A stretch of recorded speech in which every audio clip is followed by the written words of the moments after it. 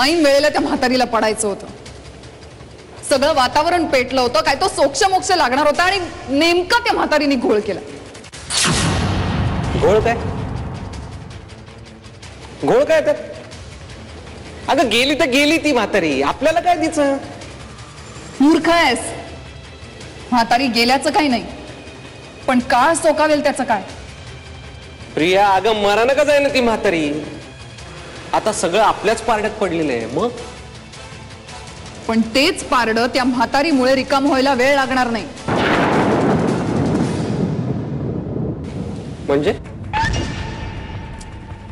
म्हणजे जर आत्ता या पॉइंटला ती म्हातारी गेली तर सगळी सहानुभूती मंजिरीला मिळेल. आणि त्या सहानुभूतीबाई सत्यजितनी तिला जवळ केलं तर? नाही नाही, असं कसं? नाही, असं नाही व्हायला पाहिजे. का? फिरलं ना पारडं?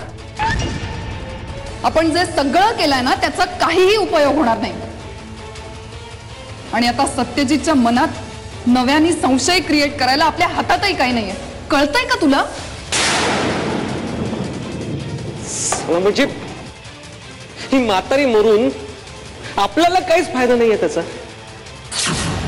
म्हणूनच म्हणतीये, देवावर विश्वास नसला ना तरी प्रार्थना कर. मंजिरीची आई जगायलाच हवी.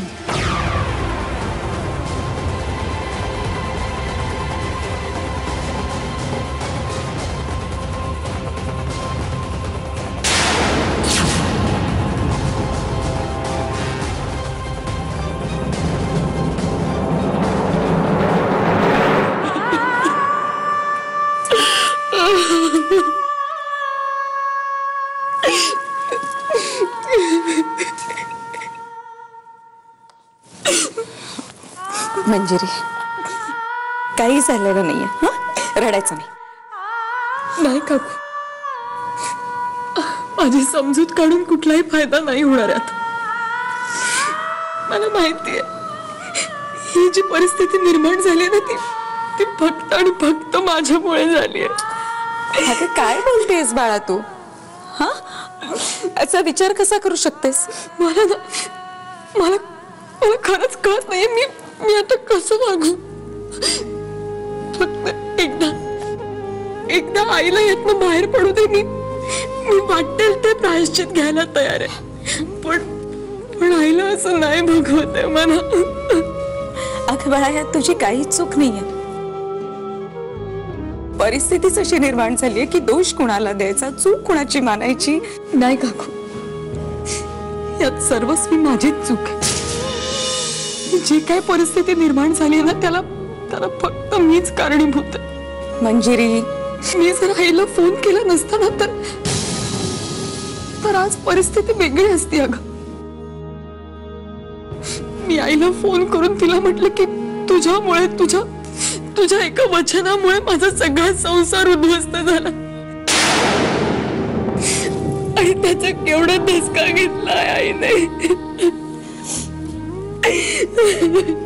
हे बघ बाळा, आता दोषी कुणालाही ठरवलं तरी परिस्थिती बदलणार आहे का? हा, नाही काकू, पण माझी खूप मोठी चूक झाली. मी आईला दोष द्यायला नको होता. हे बघ बाळा, यातनं आता बहिणी कशा बऱ्या होतील हे पाहायला हवं, हो ना?